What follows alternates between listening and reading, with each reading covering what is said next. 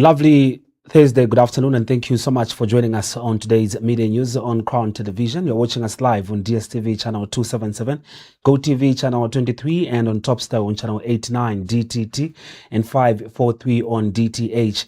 We're also live on the Star Times application, Facebook, and YouTube as CrownTVZambia. Remember to subscribe to our YouTube channel as well as follow our Facebook page. With the details this afternoon, my name is Mike Sakala. Strange but true, Opposition Patriots for Economic Progress (PEP) has now been confirmed as a political party despite allegations that it had been reclassified as a church, complete with claims of anointing oil and tithe collections. The controversy erupted during presidential nominations ahead of the 2026 elections, sparking confusion and speculation over the party's legal standing. But the government had settled the debate, with the Ministry of Home Affairs and Internal Security dismissing reports of unauthorized alterations to PEP's registration records. Here are the rest of the details.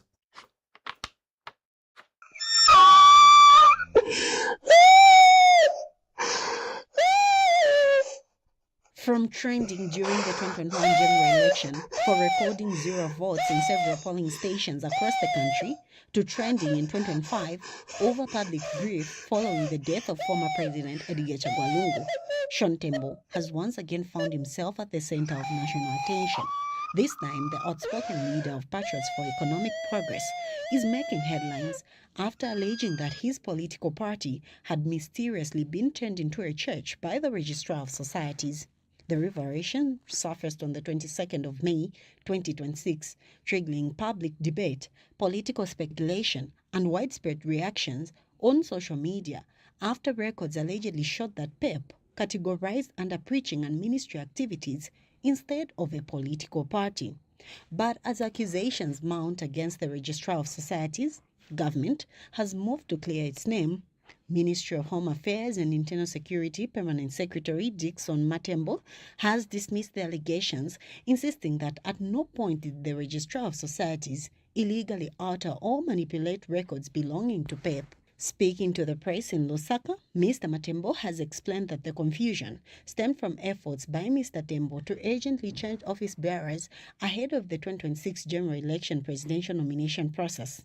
According to the ministry, on the 20th of May 2026, Mr. Tembo approached the office of the acting Registrar of Societies, seeking immediate amendment to party leadership records after nomination papers signed by Esther Lungu were rejected by the Electoral Commission of Zambia because she did not appear in official records as Secretary General of the party.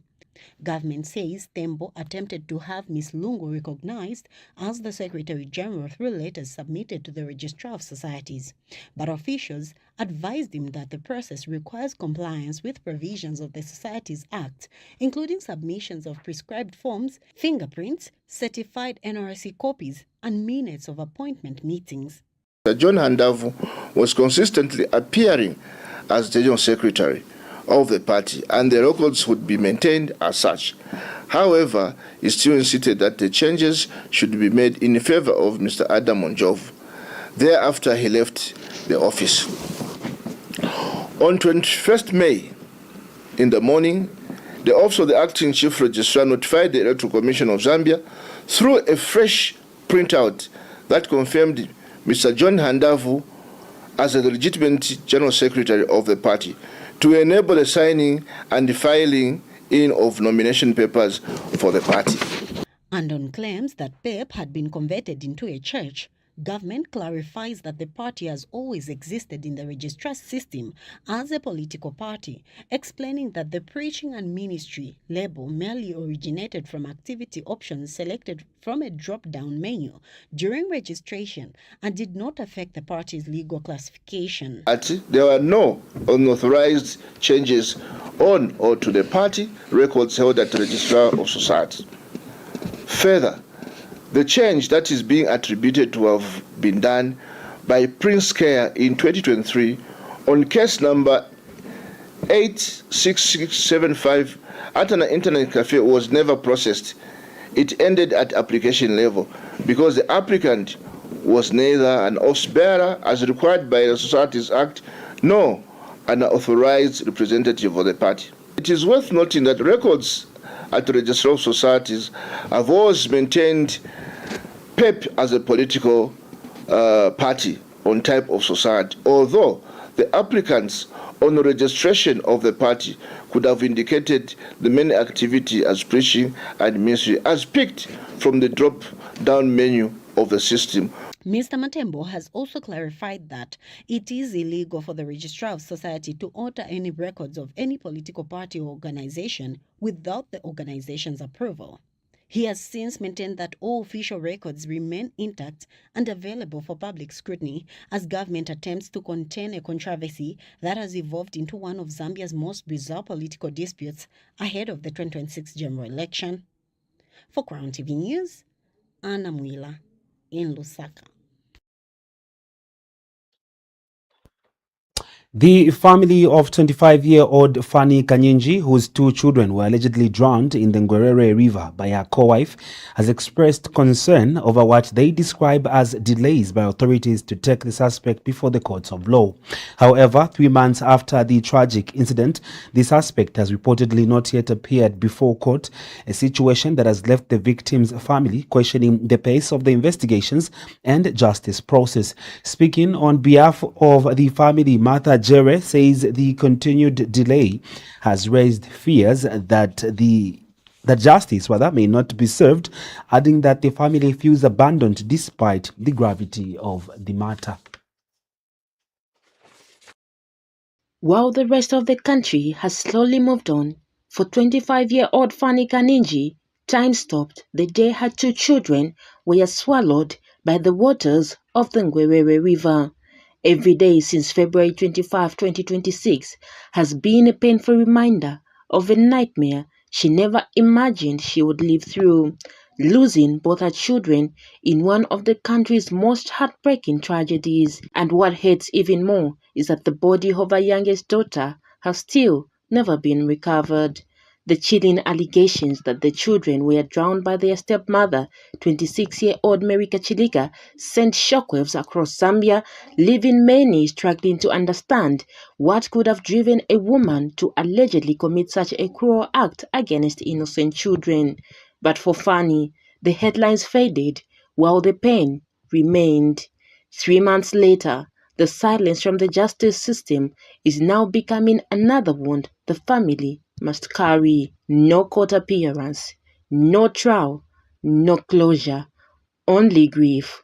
Speaking through tears, Fanny's sister, Martha Jerry, says the family feels abandoned and exhausted after making countless follow-ups with authorities with little progress made.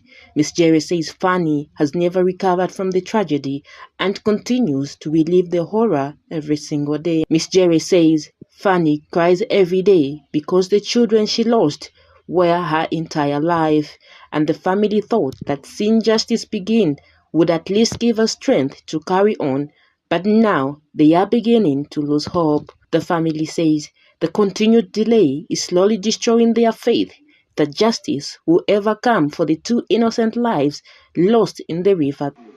So inendependa kama takansinga so ingani yoneka kulibe kwa mene yenda kuliponse kulibe vameti zachita imuvutisa chabe so ndependa kama tawe let me just look for something maybe because azigulisa chabe woni msaki yeche ulonchito ya umeji yakuti azinkhala kwa mene kupamana kuti azinkhala na stress because pa nyumba nkhala poyeka otherwise kwamba chilungamo ku police kulibe na pamene yenda nkhani ndena vamebi chitika vango kama chabe no yepe tisegula doketi no ndiye vili kitachani so sizwa kuti kapena mabhuru wake vanamurishira kaya daolo mwamuna mailo nenzomufunsa unaendako atieni naende vakuyanka chani ati vanuza sabe atiyembekezani kaya apatiyamba makampeni so mwayoambira makampeni ngani singaende mukoti but otherwise to tell you the truth is this issue kulibeko amene yenda so nenzomuza even yesterday that's the issue that we were talking about na even mfano wanga na nenona palibeko yenda pakuti vazimpasana mphamvu zakuti vampasana foni uja munthu achita communicate na vantu na mwamuna wake noyambomuza no uyambe kuinsitia prepare ine na mimba chanchani so nenzo wakunsati manje imwe mu last time pamene tinayenda kwati mweze mu mu Maachi muja munabo mwatuza kuti no uyu muntu nkani tasegula docket. So April nkani funi kwenda manje April yasira May manje enda na mkusira. Meanwhile, Zambia police spokesperson Godfrey Chilawi says the matter has since been submitted to the National Prosecution Authority and that the suspect has been charged with 2 counts of murder. I wish to confirm that we dealt with all our procedures as Zambia Police Service. Docket was compiled, and currently that docket is with our counterparts in the criminal justice system, and in this case, the National Prosecution Authority, en route to court. So, in short, I can say we've done with our investigations. We've done with all the nitty-gritties of the case itself, and it's on its way to court via NPA, National Prosecution Authority. And I must add that, she's facing 2 counts of murder. Remember, there was that child who was recovered, whose body was recovered, another child whose body was not recovered. So we've compiled it's 2 counts of murder that the suspect is facing. But as paperwork moves from one office to another, a grieving mother continues to sleep with empty arms, unanswered questions, and a pain no parent should ever have to endure.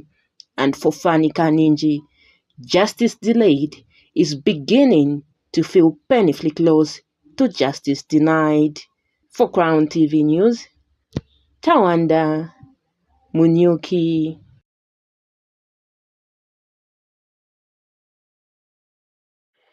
The ruling UPND Lusaka aspiring mayor Simon Chitambala Mwewa has been ordered to pay 20,000 kwacha for defaming Lusaka resident James Mwalimu within 7 days of first contempt of court. This is after the Lusaka Magistrates Court found him guilty of defamation by accusing Mwalimu of selling land at Lusaka City Market and labeling him a thug. In rebuking social media abuse and character assassination, the Lusaka Magistrates Court has ordered UPND Lusaka mayoral aspiring candidate and social media personality Simon Chitambala Mwewa to publicly apologize and pay 20,000 kwacha to a businessman, James Mwalimu, in damages for defamation. Delivering judgment on the 26th of May 2026, Resident Magistrate Mutinta Mwenya has found that Simon Mwewa defamed Mwalimu through Facebook posts in which he allegedly referred to him as a UPND Chibolia thug and black elephant while accusing him of illegally selling land in the city market area to foreigners. During trial, the court held that the plaintiff discovered the post after being alerted by his sister on the 9th of December 2025. Upon checking Facebook, he found videos and written statements published on Simon Mwewa verified page with over 900,000 followers. Mwalimu told the court that the publications severely damaged his reputation, affected his business opportunities, and resulted in the loss of garbage collection contracts with the Lusaka City Council. He testified that despite attempting to resolve the matter amicably through the area councillor and direct engagement with Mr. Mwewa, the attacks continued online. The plaintiff further informed the court that the accusations attracted attention within the ruling United Party for National Development party structures, forcing him to explain himself at the party secretariat following the widespread circulation of the allegations on social media. In her judgment, Magistrate Mwenya notes that the Facebook extracts produced before court clearly showed that the plaintiff's image in the words UPND Thug Black Elephant written across it in bold letters, visible to thousands of followers. The magistrate has held that the statements were defamatory and unjustified, noting that the defendant's social media influence amplifies the reputational damage caused to the plaintiff. The court has educated that the defamation occurs when false statements are published without lawful justification and are capable of lowering a person in the estimation of right-thinking members of society. The court has further observed that while citizens are free to expose wrongdoings in society, freedom of expression must not be used to destroy another person's reputation in the cyberspace. Magistrate Mwenya has criticized the degrading and dehumanizing language used against the plaintiff, stating that no individual should be subjected to such treatment publicly. The court has subsequently ordered Simon Mwawa to issue a public apology within 7 days on the same platform where the statements were published, remove the defamatory post within 3 days, desist from making further derogatory remarks against the plaintiff, and pay a 20,000 kwacha in damages. Mwawa has also been ordered to bear the cost of the proceedings. For Crown TV News, Anna Mwila in Lusaka. We move to another court story where what started as sweet promises and a secret romance has now turned into a courtroom drama after a side chick demanded her investment back in good condition. 35-year-old Messi Sichilongo has dragged her former lover, 48-year-old married man Godfrey Mupundu of Katumba area, to court after he allegedly damaged and abandoned the vehicle she once gave him out of love. After the relationship hit a dead end, the married man allegedly damaged the vehicle while in Solwezi district of Northwestern Province and left it there, forcing the disappointed lover to seek justice. They say love is blind, but sometimes it is blind enough to hand over car keys to a married man. What started as a secret romance full of sweet words and late-night promises has now turned into a courtroom headache after a girlfriend decided she wants her love investment back in perfect condition. That 5-year-old Mrs. Chilongo has dragged her former lover, 48-year-old Godfrey Mupundu, who is a married man of Katumba area, to court after he allegedly damaged and abandoned a vehicle she once gave him during their affair. According to information before the court, Mr. Mupundu, who was and still is married, allegedly enjoyed a romantic relationship with Mercy behind his wife's back. Like many relationships that begin with "my love," the two reportedly started sharing business ideas and acting like business partners in love. In the process, Mercy handed over her vehicle to Mr. Mupundu so he could use it for business. But as people often say, borrowed things and borrowed love rarely end peacefully. The court heard that after the relationship went sour, Mr. Mupundu allegedly took the vehicle to Solwezi where it was damaged and later abandoned. Now the once-loved boyfriend is being dragged to court by the disappointed side chick who wants her vehicle repaired and returned in proper condition. During the hearing, the court also heard details of dramatic exchanges between the former lovers. Mr. Mupundu allegedly tells Mercy that he was a married man and that she was just desperate, always calling him at night and not during the day. In another heated conversation, Mercy allegedly fired back by telling him that he could not father a child and that the child he has with his wife was not his. Now, as the drama unfolded, Magistrate Harriet Mlinga could not hide her frustration with both parties. The magistrate questioned whether the two did not realize from the beginning that the relationship involved a married man. She stated as I quote, "You did not know he was a married man, and you also did not know you were married when you went to her?" The magistrate further warned Mr. Mupundu against receiving expensive gifts from women during relationships, saying such situations often end badly once love disappears. She further stated as I quote, "The mistake you made was getting her a car. Do not get women's things when relationships end because they will insult you." End of quotation mark. She also advised women against investing too much in married men, saying no matter how sweet they sound during affairs, they often return home to their wives once problems begin. She advised that women should invest in their mansions rather than men. And as people say, everything is sweet, not until the bill arrives. Kundej. Sachinkalesu. Ngandu. Reporting for Crown TV News in Lusaka. Well, in other news, Republican President Hakainde Hichilema has appointed 40 judges across all the courts in Zambia's judicial system. Of the appointments made, 4 judges have been appointed to the Supreme Court, 3 to the Constitutional Court, 7 to the Court of Appeal, and 26 to the High Court. President Hichilema has also appointed 1 clerk of the National Assembly. Zambia's judicial system has been one that has had to handle thousands of cases with fewer judges, resulting in delayed justice and a growing backlog of court matters across the country. It is for this reason that government has, in an effort to reduce the backlog of cases and improve the delivery of justice, appointed 40 new judges across the country's judicial system. Of the appointments made, 4 judges have been appointed to the Supreme Court, 3 to the Constitutional Court, 7 to the Court of Appeal, and 26 to the High Court. Linda Mwilakasonde Yangailo, Vincent Sidilo Siloka Esquire, Gertrude Imbwai, to be a judge of the said Constitutional Court of Zambia.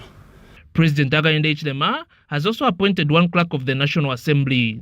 That I preserve, protect, and defend the Constitution of Zambia as by law established. So help me God. Speaking during the swearing-in ceremony at State House this afternoon, President Hichilema described the event as historic, noting that this is the first time since independence that 40 judges have been sworn in at once.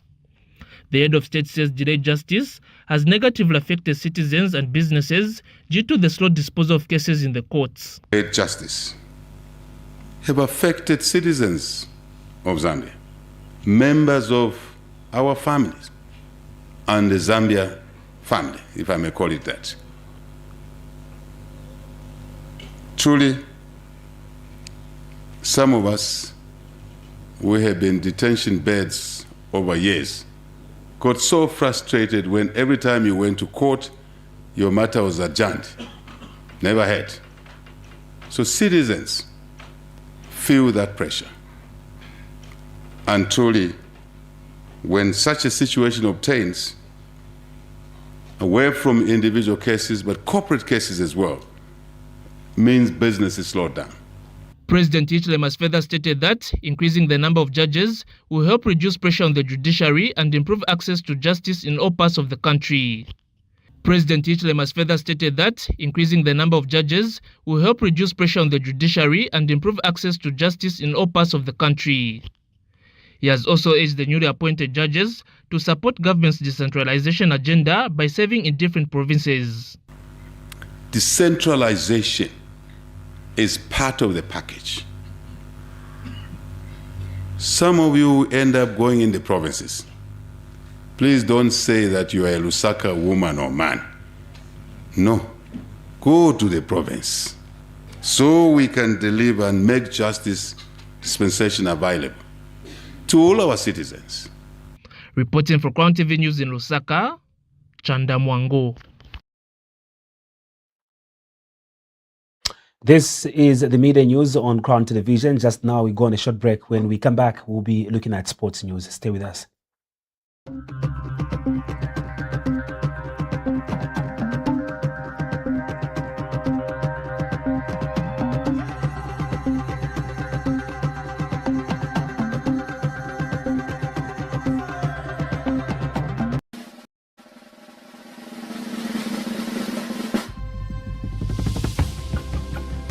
The Zambia Travel Expo ZATEX is back. Stronger, more connected, more impactful. Welcome to ZATEX 2026 from June 4th to the 6th, where opportunity meets authenticity. Driven by the spirit of Zambia moves you. This premier event once again brings together global tourism buyers, investors, and tourism leaders to one of Africa's most compelling destinations. On June 4th, make meaningful interactions with tourism buyers at the Buyers Day, curated business-to-business engagements. On June 5th, join us at the ZATEX official opening to be officiated by President Hakainde Hichilema. On June 6th, Consumer Day, a vibrant showcase of culture, travel experiences, and live entertainment. ZATEX 2026 is back, showcasing the very best of Zambia. Register at www.zatex.org. ZATEX 2026, building authentic and sustainable tourism through partnerships.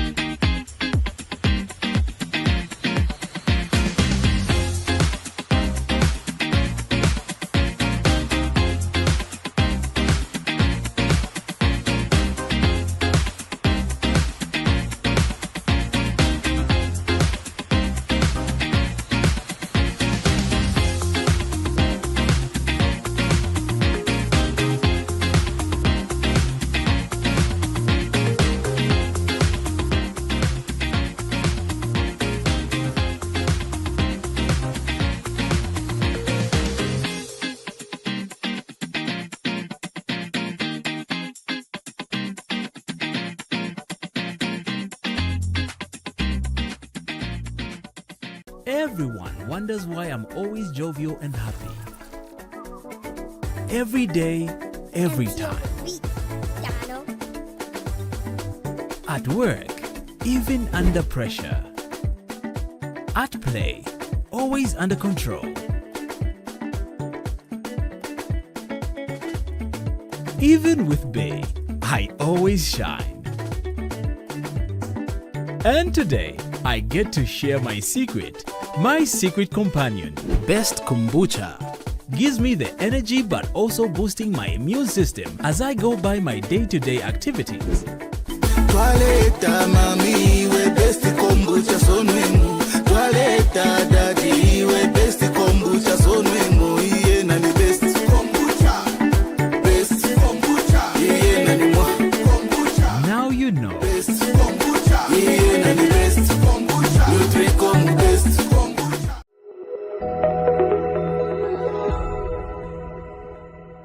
Landeni tuminene. Amuleke lumitiseze. Shiteni tumiretere. Mabuna tu afianta manga filoni kimwa ikibati wanu na fiata chizo in the mix balala pandalama ba fianta ma. Mwakokola sana okwebati mshabayi nchipekita mwesabene bamakoeni mu Zambia namba 3 wani chimpundula asho aba umwe abakosereko.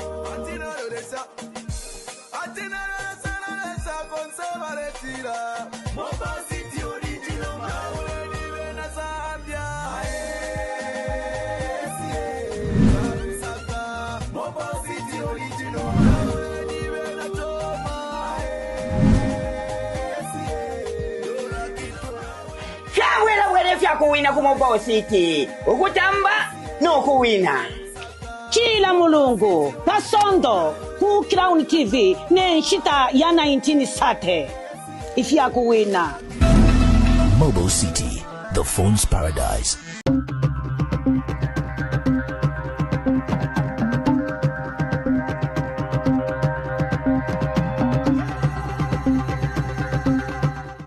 The media news continues. It's time now for sports news. Zambia is set to host the inaugural Rising Stars Under-17 International Tournament, organized under the auspices of Kafue Celtic Football Club. The competition will run from the 5th to the 7th of June 2026 at the Cross Swamp Ground in Chamba Valley of Lusaka. 5 teams from across Southern and Central Africa have already confirmed their participation, promising a showcase of youthful talent in a highly competitive and developmental environment. The sides include Kafue Celtic, a Zambian select team, Malawi's Nyasa Big Bullets, Ascent Soccer, and the Democratic Republic of Congo's Academia Leoges du Congo. The tournament underscores their commitment to nurturing young players and strengthening regional collaboration in football development. Bernard Chama is Kafue Celtic general manager and shares a few words ahead of the tournament. Invited other as well-established international academies, international football clubs that are going to be participating.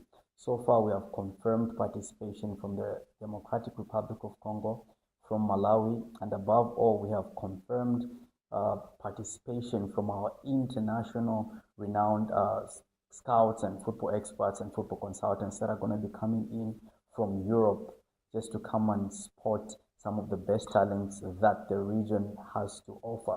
This is a big step for us as a football club in the direction that we aim to aspire and to also establish ourselves as a force to reckon with, really, when it comes to identifying, nurturing, as well as exposing talent to the rest of the world. So the event, everything is set.